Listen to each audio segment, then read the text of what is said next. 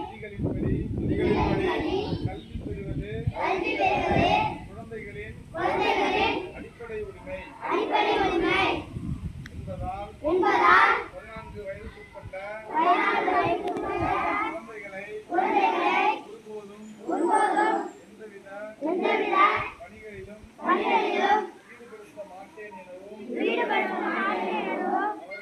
அவர்கள் பள்ளிக்கு செல்வதை ஊக்குவிப்பேன் எனவும்